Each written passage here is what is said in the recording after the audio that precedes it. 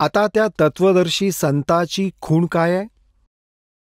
त्याला ओळखायचं कसं की तो कोण आहे तत्वदर्शी संत? तर याच पवित्र सद्ग्रंथामध्ये श्रीमद भगवद्गीतेमध्ये हे पण स्पष्ट केलंय की तत्वदर्शी संताची ओळख काय असते. आपल्याला दाखवतो. 15व्या अध्यायाच्या प्रथम श्लोकात. हा आहे पंचदशोध्याय म्हणजे अथ पंचदशोध्याय. यात काय म्हटलंय की ऊर्ध्वमूलम अधशाखम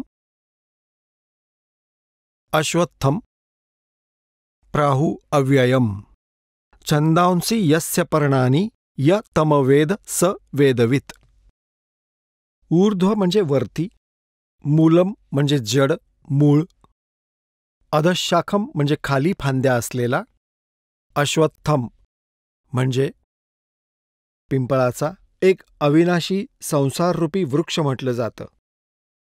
छंदांसी यस्य पर्णानि त्याची पाने वगैरे इतर विभाग आहेत. छंद आहेत म्हणजे त्याचे पार्ट आहेत. य तम वेद त्याला जो ओळखतो त्या सगळ्या विभागांना.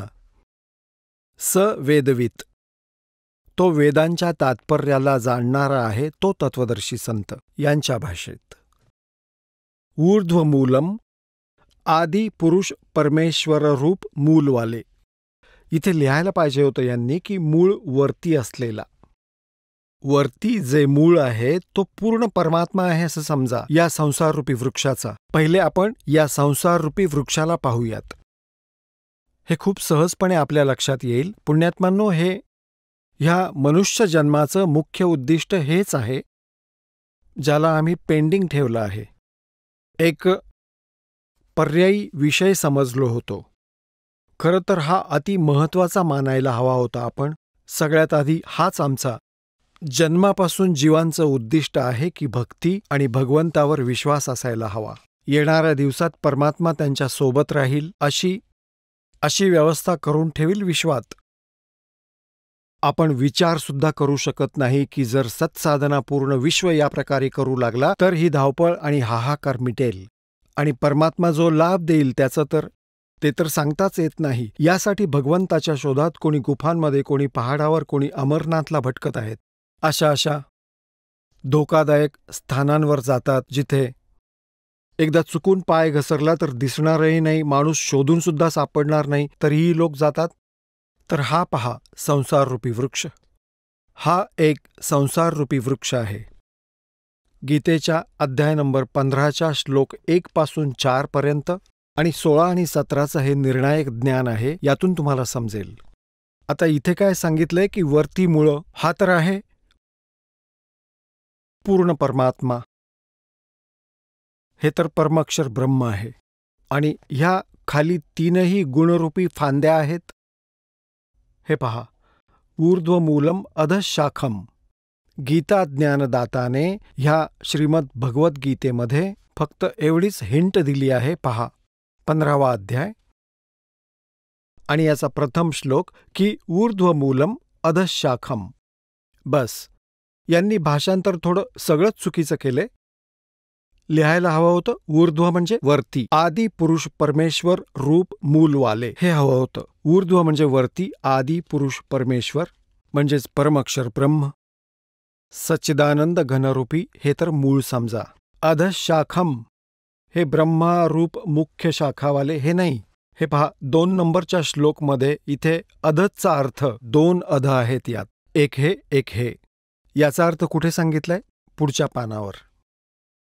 अध म्हणजे खाली, अध म्हणजे खाली आणि ऊर्ध्व म्हणजे वरती.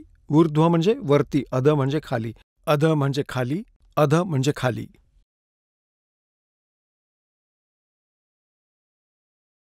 हे परत पहा. आता ऊर्ध्व म्हणजे वरती, आदि पुरुष परमेश्वर रूप मूलवाले हे ठीक करून वरती लिहायला हवं होतं. बस एवढंच. आणि नंतर लिहायला हवं होतं अधशाखम म्हणजे खाली फांद्या असलेला. या संसाररूपी पिंपळाच्या वृक्षाला अविनाशी म्हणतात. वेद ज्याची पाने म्हटली जातात तर यांची भाषा वाचायला सोपी झाली असती. त्या संसार वृक्षाला जो पुरुष, जी व्यक्ती तत्वाने जाणतो. सवेदवित. वेदवित म्हणजे वेदांच्या तात्पर्याला जाणणारा, अर्थात तो तत्वदर्शी संत असतो. आता पुण्यात्म्यांनो, आजपासून 600 वर्षांपूर्वी परमात्मा आले होते. त्यांच्या आठवणीनिमित्त हा शुभ समागम चालू आहे. त्यांनी आपल्या सच्चिदानंद घनब्रह्माच्या वाणीमध्ये, कबीर वाणीमध्ये सांगितलंय, अक्सर पुरुष एक पेड़ है, सरपुरुष वाकी डारे, तीनों देवा शाखा है, ये पात रूप संसारे. हे भगवान, 600 वर्षांपूर्वी परमात्मा साध्या भाषेमध्ये, जी आम आदमी समजेल अशा भाषेत बोलून गेले की अक्षर पुरुष जो जमिनीच्या वर दिसतो, तो पोर्शन, हिस्सा, भाग वृक्षाचा, त्याला वृक्ष म्हटलं जातं. आणि मुळं अदृश्य असतात, ती गुप्त असतात. आणि हे सांगितलं की जो या सर्व विभागांना वेगवेगळं सांगेल, सवेदवित, ते तत्वदर्शी संत आहेत. तर 600 वर्षांपूर्वी परमात्म्याने येऊन आम्हाला हे ज्ञान दिलं होतं आपल्या सच्चिदानंद घनब्रह्माच्या वाणीमधून. आपण ऐकत होता जगद्गुरु तत्वदर्शी संत रामपालजी महाराज यांचे मंगल प्रवचन, ज्यांच्या शुभ आशीर्वादाने संपूर्ण विश्वामध्ये 500 पेक्षा जास्त नामदीक्षा केंद्र आहेत, जिथे निशुल्क नामदीक्षा दिली जाते. निशुल्क नामदीक्षा प्राप्त करण्यासाठी आणि अधिक माहितीसाठी संपर्क करा 7030303951 7030303952. अद्वितीय आध्यात्मिक ज्ञान वाचण्यासाठी, पाहण्यासाठी आणि ऐकण्यासाठी संत रामपालजी महाराज ॲप अवश्य डाउनलोड करा किंवा आमची वेबसाईट www.jagadgururampalji.org वर विजिट करा.